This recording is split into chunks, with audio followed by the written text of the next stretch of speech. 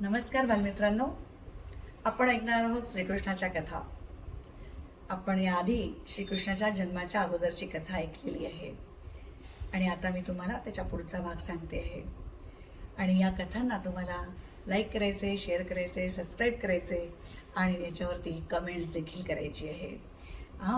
तर आता मी तुम्हाला सांगते पुढचा भाग.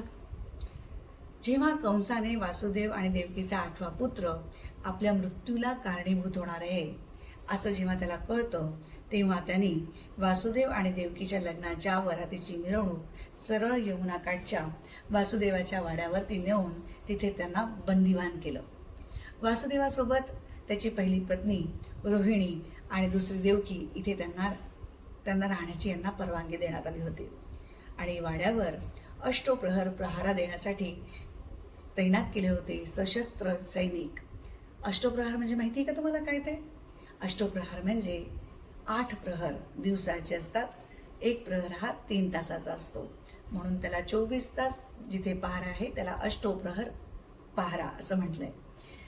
आणि पहारा देताना त्या बाहेरच्याला कोणालाही या वाड्यात शिरायची परवानगी नव्हती आणि याच वाड्यातून बाहेर जायला सुद्धा कोणालाही त्याची परवानगी नव्हती.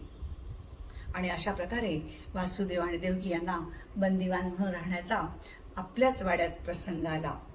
मात्र काही दिवसांनी थोडंसं त्यांना व्हायला लागलं, काळजी वाटायला लागली. तेव्हा कंसाच्याच एका बहिणीचा पती असलेला अक्रूर त्याच्या विनंतीवरून आणि त्याच्याकडून आपल्याला काही धोका नाही अशी खात्री पटल्यावरती कंसाने अक्रूराला आणि त्यांचे कुलगुरू यांना वासुदेवाकडे धार्मिक विधी पार पाडण्यासाठी मुभा दिली. आणि ही माणसं वगळता वासुदेव देवकी यांना ज्यांना आपुलकी होती त्यांना कोणालाही इथे येण्याची परवानगी नव्हती. आणि बंदिवासात पडल्यामुळे त्यांचं कुठे जाणं नव्हतं, येणं नव्हतं. आणि आप्त जे आहेत, नातेवाईक आहे, यांच्याशी बोलणं चालणं काही नसल्यामुळे बाहेरच्या जगात काय चाललं आहे याचं समजायला यांना काही मार्ग नव्हता. फक्त एवढंच त्यांच्या मनात होतं की भविष्यात आपला पुत्र एक अवतारी पुरुष म्हणून जन्माला येणार आहे. आणि या एकाच आशेवरती वासुदेव, देवकी आणि रोहिणी दिवस आपले भजन पूजनात घालवत होते, एकमेकांना धीर देत होते. आणि अशातच काही दिवसांनी देवकीला बाळ होणार हे लक्षात आलं आणि वासुदेव देवकी यांना चिंतेने अजून अस्वस्थ केलं. 9 महिने पूर्ण झाल्यावर देवकीच्या पोटी एक खूप गोंडस बाळ जन्माला आलं आणि ही वार्ता कंसापर्यंत पोचली. खरं तर रोहिणीशी बरेच वर्ष लग्न होऊनही मूल झालेलं नव्हतं. तिला मूल नाही म्हणून अतिशय दुःख होतं. तर देवकीला मूल झाल्यावर कंसाच्या हाती त्याला सोपवायचं होतं. कंसाला अक्रूर, देवक म्हणजेच देवकीचे वडील आणि गर्गाचार्य कुलगुरू यांनाही समजवण्याचा खूप प्रयत्न केला की तू 8व्या मुलाचा विचार कर, बाकीच्यांना सोडून दे. पण ते कंसाला मान्य नव्हतं. कंसाने आपल्या बाळाचे प्राण घेऊ नये म्हणून देवकी आपल्या बाळाला घेऊन पुढे आली आणि काकुळतीने खूप कंसाला विनवणी करत म्हणाली, अरे दादा, इतका तू निष्ठुर कसा झालास?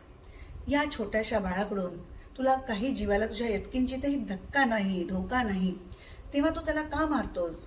कुठे गेली तुझी न्यायबुद्धी? इतकी विनवणी केल्यावरती देवकीच्या विनवणीमुळे कंस मागे परतला. पण मात्र त्याच वेळी तिथे नारद परत पोहोचतात आणि म्हणतात, आणि त्यांच्या मनात काय असतं की कंसाच्या पापाचा घडा हा लवकरात लवकर भरला पाहिजे आणि आपल्या प्रजेच्या मनातून तो जितक्या लवकरात लवकर उत्तरता येईल तितकी त्यांना ती घाई होती. म्हणून या हत्या होणे, तसेच ही छोटे छोटे बाळ जे जन्माला येणार होते ते फक्त मोक्षासाठी जन्माला येणार होते. त्यांनाही त्याच्यातून मोक्ष मिळणार होता, ही त्यांची गरज होती. आणि म्हणून नारद म्हणतात, अरे देवकीचा 8वा मुलगा तुझा काय ठरणार आहे? अशी आकाशवाणी झाली आहे आणि तो मुलगा उलटून की सुलटून 8वा राहणार आहे हे तुला काहीही सांगितले नाही. मग तो कसाही क्रम असू शकतो? असं म्हटल्याबरोबर कंसाची परत मती फिरते आणि वासुदेव आणि देवकीच्या विनंतीला पूर्णपणे दुर्लक्ष करून कंस छोट्याशा बाळाला आपल्या वज्रमुठीमध्ये पकडतो आणि उलटे धरून गरगर गरगर फिरवेत वाड्याच्या बाहेर असलेल्या शिळेवरती आपटून छिन्न विछिन्न करून टाकतो आणि देवकी चक्कर येऊन खाली कोसळते. इतकी हृदयद्रावक घटना घडल्यामुळे 3-4 दिवसांनी वासुदेवाच्या भेटीला गर्गमुनी येतात आणि त्यांचे सांत्वन करतात.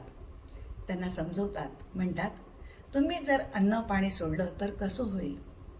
लग्नाच्या वरातीच्या वेळी जी भविष्यवाणी झाली तिच्यावरून आपल्याला एवढं कळलंय की देवकीचा 8वा पुत्र कंसाचा काळ ठरणार आहे. एवढंच आपल्याला कळलंय. आणि तो त्यांच्या गुणामुळे एक युग पुरुष ठरणार आहे. मग तो जगाला सुख शांतीचा मार्ग दाखवण्यासाठी जन्म घेणार आहे. तेव्हा तो कसाही करून वाचवायला पाहिजे. त्याचा जन्म होण्यासाठी तुम्ही एका युग पुरुषाचे माता पिता असताना सामान्य माणसाप्रमाणे वागू नका. कंसाचा विश्वास संपादन करण्यासाठी आपल्याला येणाऱ्या पहिल्या 7 अपत्यांना बळी द्यावाच लागणार आहे. अशा प्रकारे वासुदेव आणि देवकीच्या मनाला ते समजवतात आणि येणाऱ्या प्रसंगाला खंबीरपणे तोंड देण्यासाठी गर्गमुनी त्यांना तयार करतात. अशा पद्धतीनं देवकीला मुलगा आणि असे क्रमाक्रमाने मुलगा होणे आणि कंसाने त्यांना शिळेवर आपटून ठार मारणे असा प्रकार सुरू झाला. 12 वर्षाच्या कालावधीत कंसाने देवकीच्या उदरी जन्माला येणारे 6 बाळ शिळेवरती आपटून मारून टाकले आणि 7वा बलराम विष्णूच्या योगमायेच्या साह्याने रोहिणीच्या पोटी संक्रमित झाला आणि देवकीचा गर्भपात झाला. असे ते मूल जन्माला आलेच नाही असे जेव्हा कंसाला कळले तेव्हा त्याने बंदीगृहाचा पहारा आणखीन कठीण केला, कडक केला, जबर देऊन लक्ष ठेवायला सांगितले आणि त्याच्यावरचा पहारा डोळ्यात तेल घालून होऊ लागला. आता मात्र कंसाला आपला वैरी असलेला देवकीचा 8वा पुत्र कधी जन्माला येतो आणि कधी मी त्याला मारतो असे झाले होते आणि तो अतिशय अस्थिर राहू लागला. रात्रंदिवस त्याला झोप येईना. तो अहोरात्र रात्रंदिवस आपल्या वैरीच्या जन्माची वाट पाहू लागला. प्रत्येक वेळी त्या जन्मदात्या मातापित्यांची काळीच पिळवटून टाकणारी आणि ती परिस्थिती, तरीही गर्गाचार्याच्या त्यांनी दिलेला उपदेश मनात ठेवून ते स्वतःला सावरत गेले. अशा प्रकारे 7 मुलांच्या जन्माची कथा आपण ऐकली. आता याच्यानंतरची कथा म्हणजे श्रीकृष्णाच्या जन्माची कथा. ती तुम्ही पुढच्या वेळेला आपण ऐकूया. तोपर्यंत या कथेला लाईक करा, शेअर करा, सबस्क्राईब करा आणि कमेंट पण करा. नमस्कार.